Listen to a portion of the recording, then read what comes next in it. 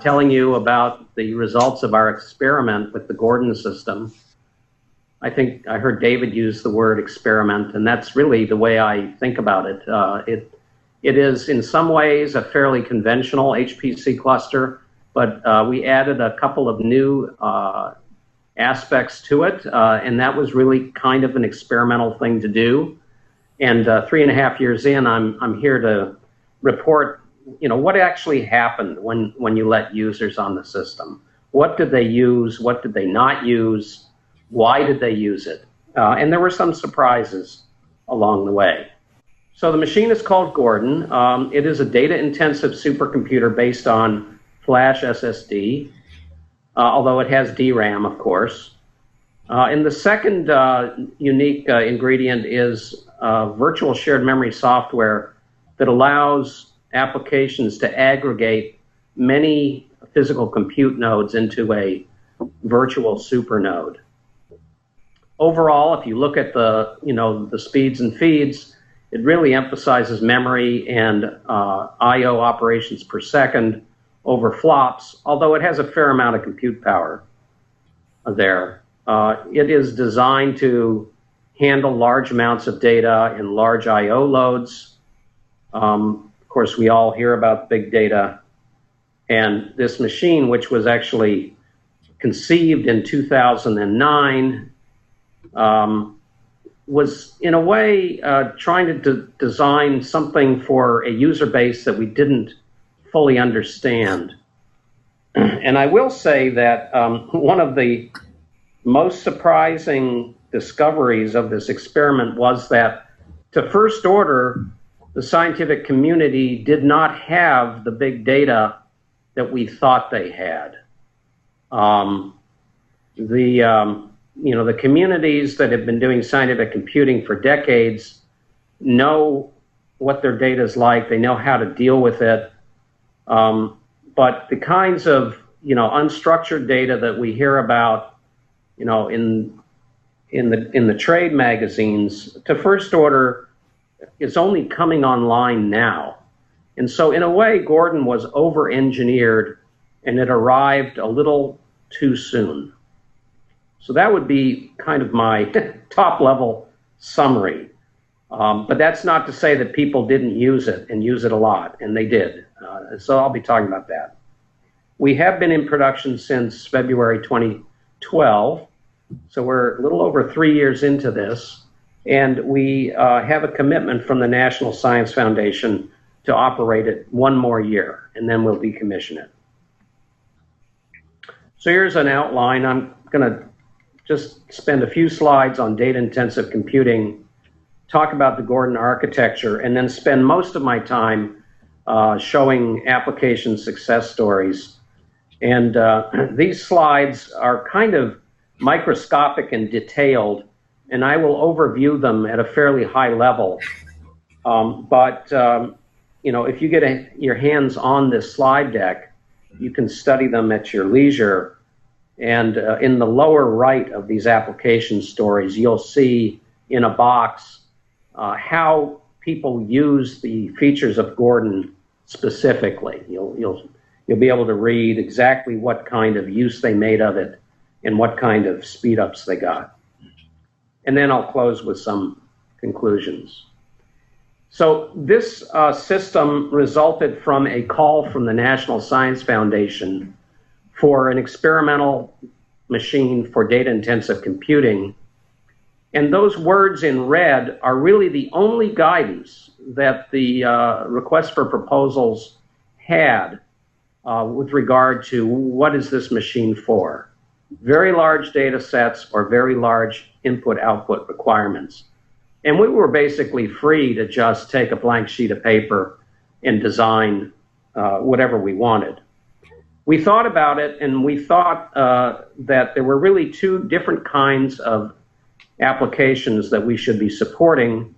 The data-intensive simulations, which are pretty standard within computational science, atmospheric simulation and so forth. And then an emerging class of applications in data mining and data analytics. And I think this is actually a slide that I showed to the NSF review committee in 2009, while they were still making up their mind who would win this competition. And so you don't really see a lot of big data on these slides. Big data as a buzz phrase really emerged shortly after this slide was made. So examples of data-intensive computing are genome sequence assembly and analysis, the analysis of data from climate simulations, and a little more modern is social network analysis. So Gordon is really quite a standard HPC cluster built out of commodity parts, but we added in two new things, a new to 2008, 2009, which was a large amount of flash SSD that would serve as an intermediate storage layer between RAM and disk. And we thought at that time, and it more or less panned out, that people would put data on the flash that needed to be accessed in a random fashion or an unpredictable fashion, such as a database access or just accessing parts of a graph when doing graph analytics. And so the system has 300 terabytes of flash, making it at the time the largest thumb drive in the world. And here's a comparison. You could store the entire Netflix collection 3 times over in its flash, or about 100,000 entire human genomes. The second new ingredient was this virtual shared memory software layer, which I believe you have available to you on Flashlight. This takes a bunch of individual physical servers, each with their own operating system, and aggregates them in such a way that what the application sees is one very large virtual machine running one operating system. And we called those supernodes. And I want to be clear up front why we thought this second thing would be good for data-intensive computing. And this actually did pan out to a certain extent. The thought back then was that most, if not all, data analytics software packages were sequential. They were not parallel codes. And yet, if you wanted to chew on a big data set, you would want to use those applications like MATLAB or R. And we thought, well, let's just forget about parallel performance. Let's just make a large memory partition available to the application so that you don't even have to worry about parallelism. And that is what this Scale MP software provides. So again, back in 2008, the way we thought about this system was, let's take, in this case, 32 standard compute nodes. These are dual Sandy Bridge compute nodes. Let's take 2 of our I/O nodes, and an I/O node is really its own server where all the flash lives, and it has its own I/O processor. And let's take 2 of those and let's bundle them all together into a 32-way supernode using this Scale MP software layer. And to the application, that supernode would look like this. It would have 8 teraflops of compute, 2 terabytes of DRAM, almost 10 terabytes of SSD, and that would support over 1 million random I/O operations per second, which is an enormous number compared with disk I/O if you're doing random I/Os. And we thought, wow, this makes a pretty good big data analytics workstation.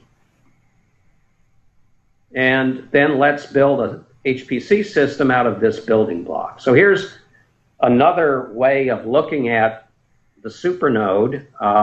There on the right, you see a switch pair, and each switch has 16 compute nodes plugged into it.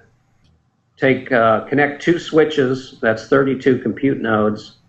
And then the little orange boxes are these I/O nodes, which are our gateways to the parallel file system, shown in purple there. But let's load the I/O node up with lots of flash. And in particular, we are using 300 gigabyte flash drives. Each I/O node has 16 of those for a total of 4.8 terabytes. And if you aggregate 2 of those together with the processors, you get this 32-way supernode. Now, at this point, I will say that we bought a Scale MP license for every compute node on Gordon, and so we could make a supernode of whatever size the user wanted. And a minimum standard supernode would be 16-way. A 16-way supernode would have 16 compute nodes, 1 I/O node, and of course the bridge to the parallel file system. And in fact, that's how we run Gordon today, is with 16-way supernodes, not 32-way supernodes. And the reason for that is twofold. One is a 16-way supernode provides 1 terabyte of RAM and about 5 terabytes of flash, and that appears to be enough for almost all applications. And so we, in a way, over-engineered when we made this design back in 2008. We thought that a 10 terabyte data set would be the sweet spot for our application community. And to first order, they simply did not show up. Simply did not show up. Now, we then started going out into the field and finding folks with larger data sets. And we do have a half a dozen projects that I'll speak about in a minute, but they didn't come knocking on our door. The only exception to that, of course, is the genomics. Genomics and, well, all the omics, they showed up with great interest. But they also need large RAM. So the full Gordon system can be thought of 32 of these 32-way supernodes. And that is, in aggregate, 300 teraflops of compute, 64 terabytes of RAM, 300 terabytes of SSD, 100 gigabytes per second sustained to our parallel file system, and in aggregate, there's 64 of these I/O nodes. In aggregate, 336 million IOPS. They're all connected on a 3D dual rail torus.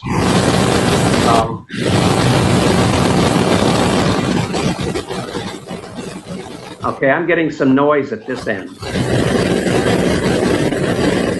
Yeah, so are we, so. All right, we'll just carry on. Yeah. Okay, so just a comment about this. That 3D dual rail torus is a 3D torus of switches. And I said that one switch has 16 compute nodes. And so, in a way, this is building an island architecture where you're expecting jobs no larger than one switch hop. And that is really the way we thought about it then. And it actually informed the design of our newest supercomputer, Comet, which also has an island architecture. Okay. So just one slide. back in 2008 when we proposed this, what we knew is that flash SSD was coming down in price. And we thought that we could buy enough of it that it would be a significant resource for the users. What we didn't know back then is whether it would be durable enough for HPC workloads. But that worked out just fine. We bought very good enterprise quality flash from Intel. But the real benefit of flash is the 100x improvement in read latency if you're doing random accesses. And that, of course, is a huge number not to be ignored. So anything involving a database, or if you have just flat files, but a lot of them, and you're accessing them, it kind of in an irregular pattern, if you stick them on flash, you'll just see an enormous improvement. Okay, this is a pie chart of the current usage of Gordon in the last quarter, in the previous quarter. And it's mostly chemistry, biophysics, biochemistry, system biology, and some materials research. So fully 75% of the system is used by biologists and chemists and system biologists, and a lesser amount by the usual suspects in physics, astronomy, and engineering. This is just showing usage by job size, measured by core count. And you see that the biggest bar there is 9 to 64 cores. 64 cores is 4 compute nodes. And so, and then if you look to the right, there's 65 to 256. 256 cores is 16 compute nodes, 1 switch. So by and large, fairly small to medium-sized parallel jobs. Okay, so I think I'll just pause here for a moment and see if there are any questions about the architecture or the thinking that went into it. Any questions about that?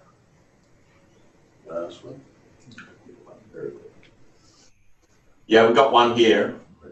Good. Right. Right endurance on the flash devices, what assumptions did you make there a priori, and what did you find, in fact, with the frequency of write operations and the write endurance on the flash? Right. Well, we were quite concerned about that, back in the day when we proposed this. And there were 2 kinds of flash back in the day. I don't know, there probably still are, SLC and MLC. SLC is designed for enterprise applications, but it was just too damn expensive to buy a lot of. And so we were looking at MLC, which is the consumer-grade flash, and that did not have the right endurance that we needed. But it just so happened in 2008, 2009, Intel came out with a product called Enterprise MLC, and that did have the right endurance we needed. That is 10 to the 5 erase cycles per block. And the way they achieved that was through over-provisioning and also by wear leveling. The firmware actually moves the reads and the writes around on the medium. So we actually tested this Intel product against 4 other vendors' SLCs, and we ended up choosing it because it had what we needed. But the number is 10 to the 5 reads, erase cycles. Yep. And then if you just you figure out how much capacity you have, you figure out what your bandwidth is over your InfiniBand fabric, and ask, how long would it take me to write to every block 10 to the 5 times? And the answer turned out to be 7 years. And the project is only 4 years long. And it actually came down to that kind of back of the envelope calculation. Did that answer your question? Yes, it did. I've just been doing some experimentation with Flash on single systems and looking at particular performance issues, particularly with operating systems that don't handle trim very well, which of course means that the file system then doesn't signal that the blocks need to be freed, and all the problems that arise from that. Yeah, I mean, one of the things that we learned is that all Flash is not created equal. I mean, you have to actually test it. And we spent about a year testing lots of different products before we settled on this one. Now, I know the Intel product line has just gotten better and better and better. And we have, you know, a new generation of Flash in our new supercomputer, Comet, which is just terrific. I mean, the read and write speed is more or less the same. But, you know, what we've done is we've looked at the amount of wear across the system, and I would say on average it's about 5% worn out. You know, about 5% of that 10 to the 5 number is what has actually been done on the Flash. So it turned out that wear was not an issue at all for us. Okay, thanks, Mike. We worried a lot about it in the beginning. Yeah. Okay, so now I'm going to go through some application examples, and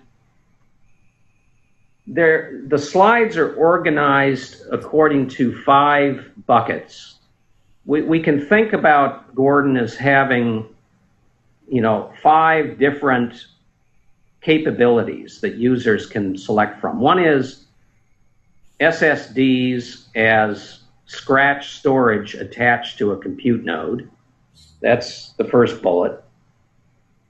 The second is dedicated I/O nodes, where those I/O nodes are actually allocated 24/7, 365 to a project or a community where they can build their own database application.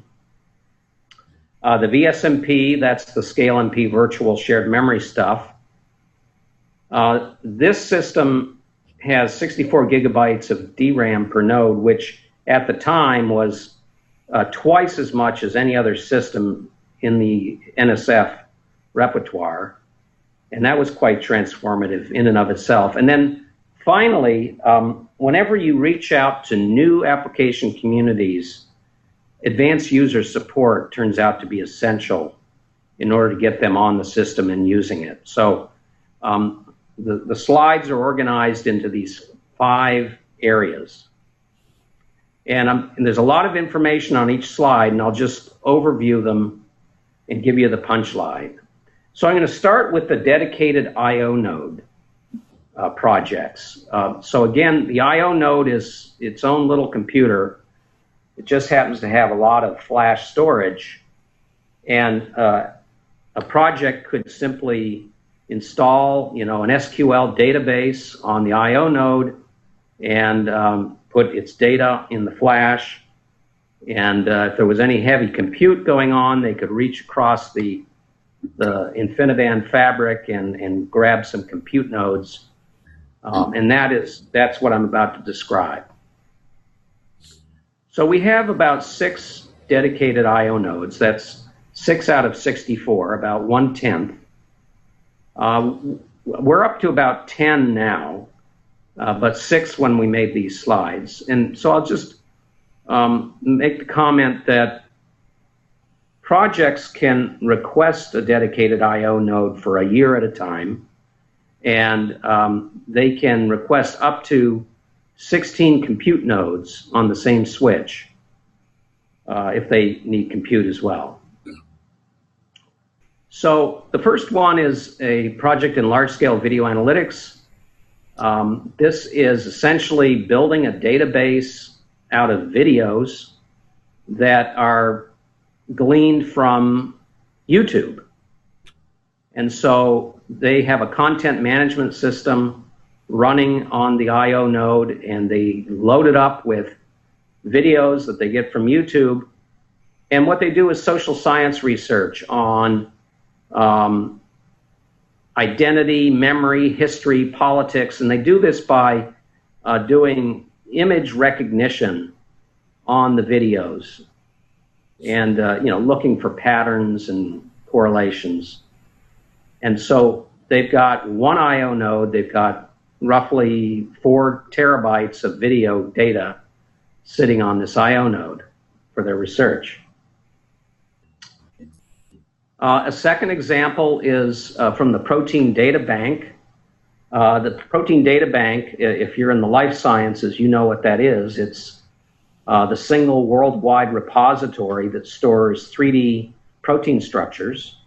And that is a project that is done here at SDSC. The project team is actually here. And what they do is they do this whenever someone adds a new 3D structure, they have to do what they call an alignment. It's a structural comparison with all the other proteins that are in the database. And there's 100,000 proteins in the database. So they wait until they get a whole batch of these new structures, and then they have to run a pairwise structural alignment with all the other data structures in the database.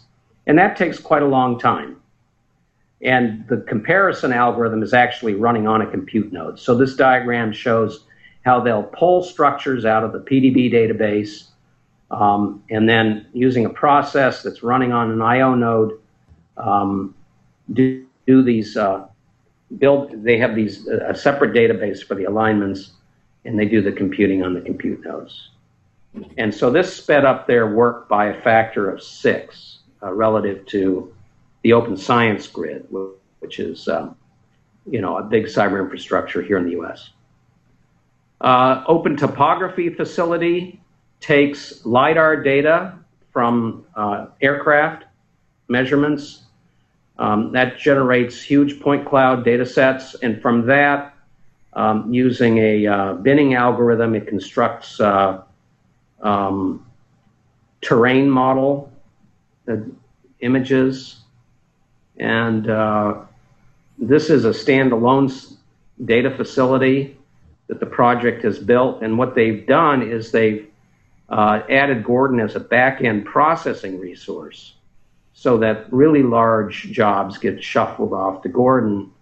And in particular, the point cloud data sets are stored in an I/O node on the flash, and the processing is done using the compute nodes associated with that I/O node. And they also have seen huge speed-ups relative to what they used to be doing, which was an out-of-core computation. We've dedicated an I/O node to a graduate class in predictive analytics.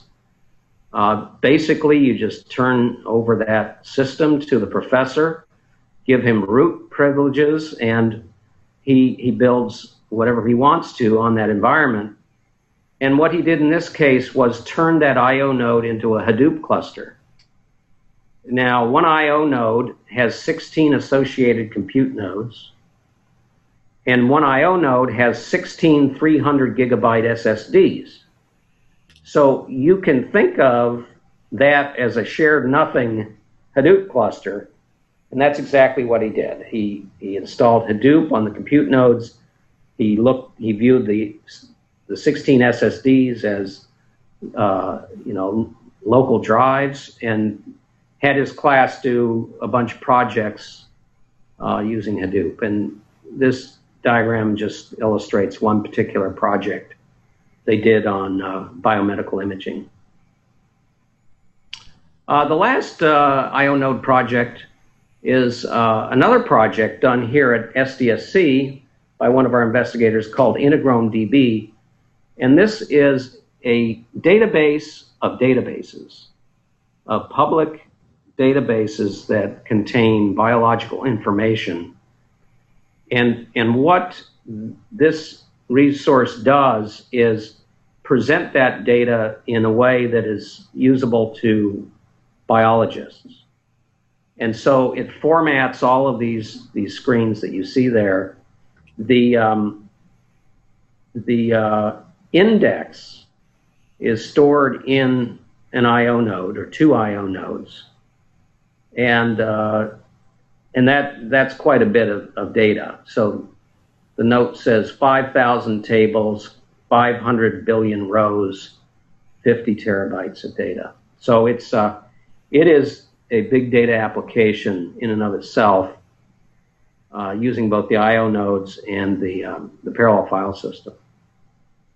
That resource, by the way, is at the moment offline because the servers are being moved from one place to another in our data center.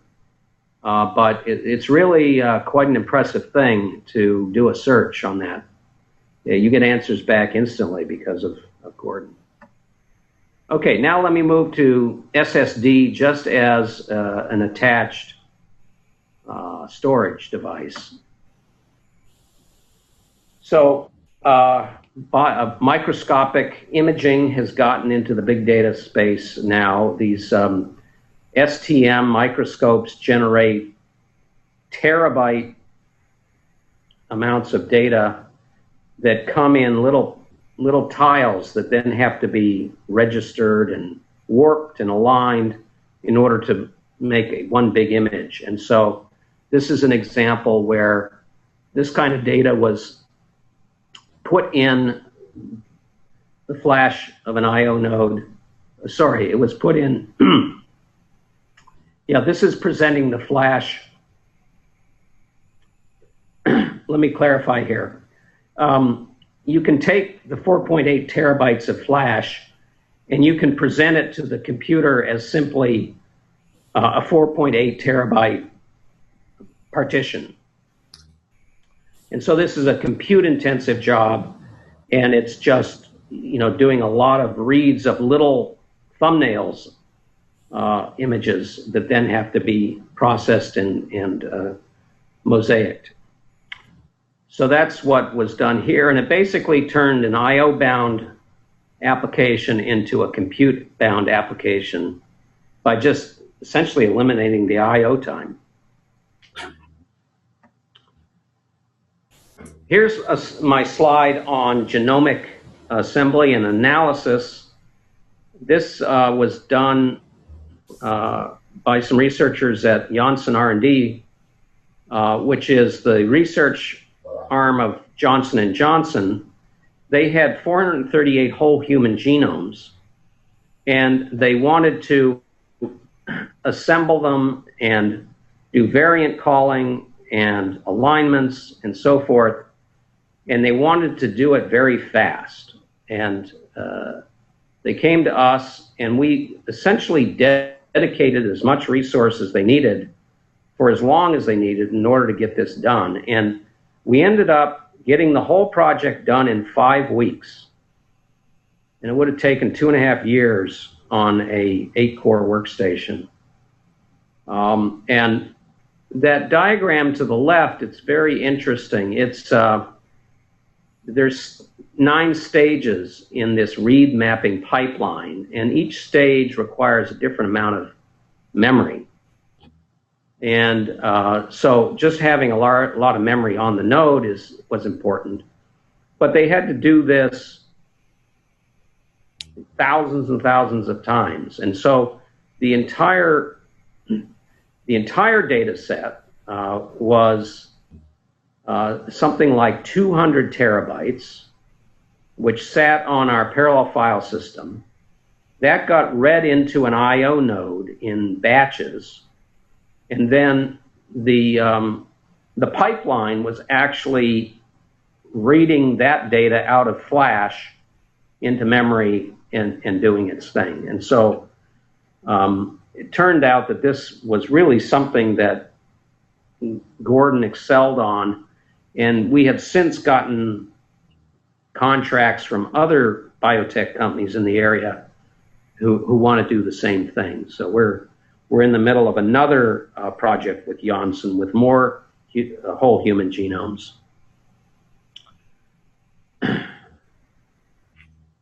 Okay, so now the next couple of slides represent the unexpected thing that happened when we presented this system. It turns out that computational chemistry, whether it's quantum chemistry or classical molecular dynamics chemistry, really benefits from having local flash storage. And that's because in the case of quantum chemistry, they have these enormous electron integral files. They typically put on spinning disk, and they have to do out-of-core execution. Now they can just put that right on the flash, which is much closer to the processor. And so word got out, and within 6 months, virtually every computational chemist, quantum chemist in the US was computing on Gordon.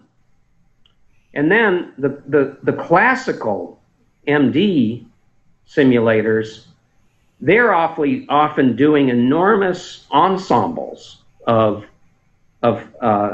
MD simulations, you know, doing pathways, and they write these little files, and then they do some statistics at the cleanup phase of the ensemble calculation. And if you write that to a parallel file system, you typically just kill the metadata server. And so what they've discovered is if you write it to the flash, it goes much faster, and your job doesn't die. And so the amazing thing is virtually every computational chemist in the US, whether they're doing classical or quantum, came here. And that was completely unexpected. So these next few slides are just specific examples. This is a computational, this is a quantum chemistry example of the actual structure of water. Believe it or not, we don't fully understand the structure of water in what are called hexamers. I guess that's 2 water molecules next to each other.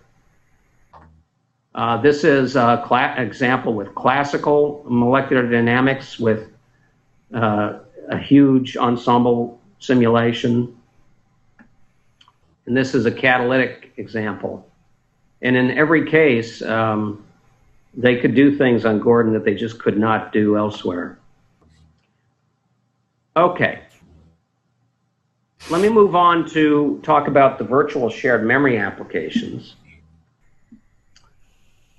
Remember, our going in thought was people would have, you know, a multi-terabyte data set. They would have some analysis software that wasn't parallel, and they wanted to just have at it without worrying too much about parallel efficiency. That was the idea. And we actually had some projects that looked like that. And one of our best example is this one in social network analysis. This is social network analysis as done by a mathematician. But they just sort of come at it a little different. So mathematical anthropology, you have one very large graph that you put in memory. In this case, it was about a terabyte.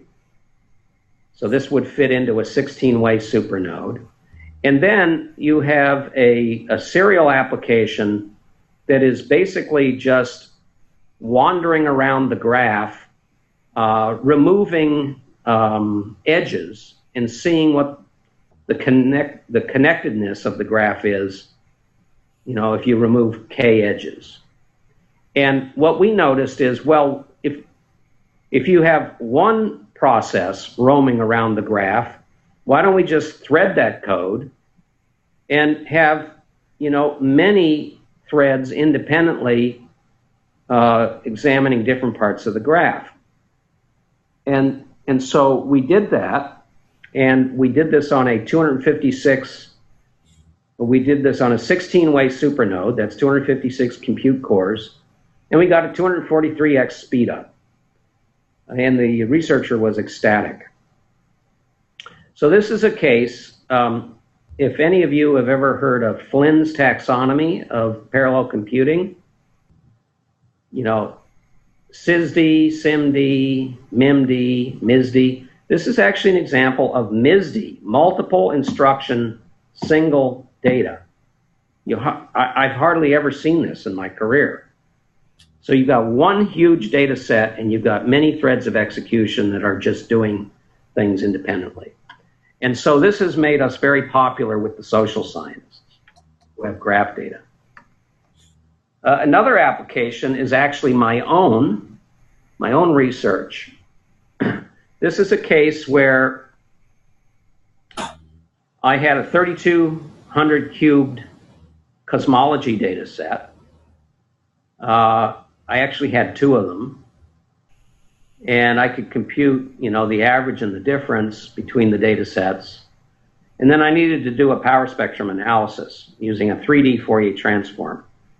And it just so happened that I did not have an MPI parallel message passing version of this program. I had a OpenMP threaded parallel version. So no problem. I just jump on a supernode, I read in the data set, fits in memory, and I just let the threaded application go for as long as it needs to do it. And it was done in 6 hours with no software development whatsoever. Zero. Had my answer in 6 hours. And that's the graph you see at the right.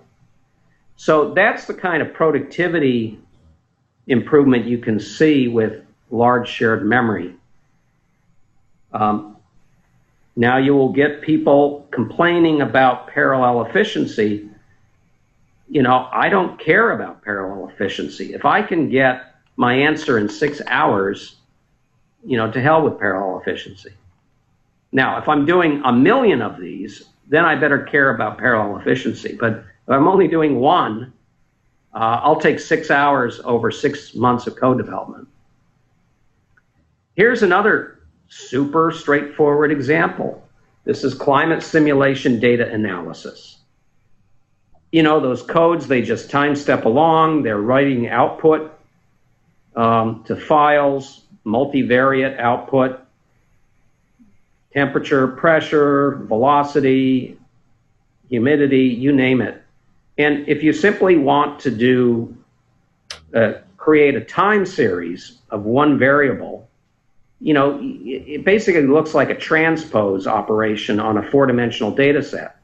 Well, the strategy here was to simply read many, many outputs into memory, and then simply using R, which is this statistical analysis package, simply interrogate the data set any way you like. And again, this is a case where there was no code development involved. Just read the data set in, use your favorite package, get the graphs out. And so, you know, this is kind of really lowbrow parallel computing, but it's what the scientist needs. Final example of the VSMP stuff is from structural mechanics, structural engineering. This is a finite element calculation of a bone. And it just so happens that this has a very big finite element mesh, 5 million quadratic elements. And so the stiffness matrix for that is huge. And heretofore, people would do out-of-core simulations using, what is this? This is probably Abacus or something. Well, again, we just used SSD as memory, and we got some speed up. And then we realized that, wait a second, we can just create a RAM file system within the VSMP shared memory space and just do out-of-core execution, except in this case, out-of-core is core. It's just RAM, but it's a RAM file system. So no change to the program whatsoever. We're just working in a big file system, a big shared memory. And you can see the timing there. That turned out to be the fastest solution of all. So the structural engineers love us. Okay, memory. This is all pretty straightforward stuff. 64 gigabytes per node is actually a lot of memory for most HPC applications. And this is an example that it's actually not exactly what you think when you first look at it. So this is the structure of a virus particle, as it's called, a capsule. But the colors you see there are, so this is from experimental data. This is from cryo-electron microscopy. And from that data, you do a 3D image reconstruction. And these algorithms are quite memory intensive. And what is shown here is the variance from virus particle to virus particle. So they have many different experimental measurements of different virus particles. And what they've done is reconstructed all of them, and then they're showing the variance in the structure through these colors. And so this was a huge amount of data-intensive computing, and it was accelerated by, let's see. Yeah, it's just using RAM. Here's an example from quantum chromodynamics, an algorithmic improvement called AMA that requires more RAM per core, and they couldn't do it anywhere else within the NSF portfolio, and they did it on Gordon and got a great result. This is a huge biomolecular model where they're actually doing an atomistic simulation of a virus particle. That's what that thing is that you're looking at. And it simply required a vast amount of memory per core to run the algorithm. Okay, now the last little bit is the advanced support. And let me preface this by saying that when you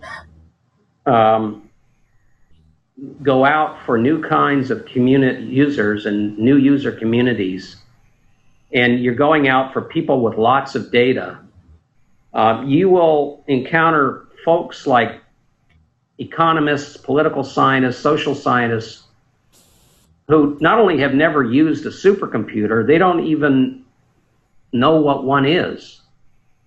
And so what we found was that we really had to provide quite a bit of hand-holding to get them on the system. And yet, these are the user communities that have the big data or are getting big data. They didn't really have really big data when we started working with them, but now that we're working with them, they're bringing more data 4 years later. So first example, and probably our best example, is in finance. This is a professor of finance at the University of Illinois who has NASDAQ trade data. And he is looking at the impact of high-frequency trading on market performance. And so he has buys and sells at nanosecond time resolution. Nanosecond. Why nanosecond? Because that's the clock rate of an HPC system, and it's the HPC systems that we know and love that are actually doing the high-frequency trading. So here's this wonderful irony where we're using an HPC system to analyze data from high-frequency trading that is being executed by HPC systems. And the question is this high-frequency trading manipulating the market through quote stuffing? And the answer is a resounding yes. It's happening. And in order to actually do this work, you have to take this nanosecond resolution raw data and build what's called a limit order book, LOB. And when he first started working with us, he could only manage 1 or 2 symbols on the NASDAQ. There you see Amazon, you see Apple. And by threading his application and restructuring it, we were able to speed up the application, about 100x. And that allowed him to go from 2 or 3 symbols to the entire NASDAQ market. And so he now routinely analyzes the entire NASDAQ for high-frequency trading. Here's another, but that required, advanced user support, optimization of his code, and changing the way data is formatted and read in, and all that good stuff. A second example, again with a community that had never thought about using a supercomputer, is people that monitor where wildlife go, the migration of wildlife. And this is an example of an Internet of Things sort of thing. They instrument these animals, California condor or this whale-like thing called a dugong. They put biotelemetry sensors on them, and they're sending back their coordinates over time. And then, so you have this big point cloud that varies with time, and you have to figure out what their migration patterns are. And so this was an example where it's actually rather similar to the finance example, where you just have this very fine-grained data, but lots of it, and you have to aggregate it and analyze it. And so, again, our people worked with the scientists and sped up the code 1000x and did some nice visualizations of where these animals go. This is an example where you have what are called INOSes, electronic noses, which are just biochemical sensors that you put in a room, and it sends out a time series of data over a wireless internet connection. And you collect this data, and in this particular application, the researchers were looking for a way of monitoring old people, who are, what's the word, bedridden. Old people who are bedridden, and you want to be able to monitor their condition by just basically sniffing the air in the room. Help with that. So I'm at the end of the examples, which is good because I'm at the end of my hour. So I would say in summary that we found that most users were able to take advantage of the unique features of Gordon, the SSDs, the VSMP, virtual shared memory, large memory. The dedicated I/O node awards did enable novel projects that would not be possible on any other system that the NSF supported, simply because the NSF has never provided a platform for persistent data. It's not their business. They'd give a group money to build a place for persistent data. But that wasn't part of the supercomputer program.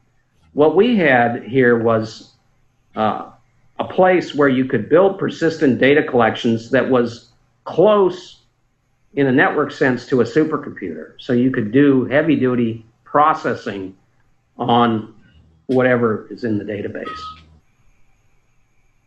The powerful compute nodes, we found that systems and application level support were essential to the success of many of the projects. And I've told you about the big unexpected win we had with computational chemists. That was not foreseen. So in the end, we have supported a lot of new communities and new computing modalities, and they're listed here. And the new modalities are persistent databases, Hadoop processing, graph processing, using large shared memory, and also we're set up for streaming sensor data. But I do want to stress that doing this kind of work really requires quite a bit of hand-holding, and so it's not a matter of just sitting up, standing up the system. You have to stand up the people to help help the researchers take advantage of these capabilities. And so that is really, I know that's something that David is doing in Queensland, and I'm sure is going to be part of the program on Flashlight. But all in all, I would say that Gordon was a success. It worked out more or less the way we thought, but there were some deviations that had to do with timing and interest. So with that, thank you very much for your patience and attention, and I'd be happy to take a couple of questions. Thanks, Michael. That really was excellent. Yeah, I am happy to have some time for questions if Mike doesn't mind. It's getting to the evening for him now, but I think you've done everything I wanted in covering a huge range of application domains, and I'm not actually sure who's in the room in Brisbane, but I'm hoping we've got a fair spread of applications. Does anyone got some questions? If you do, come forward because the mic is at the front.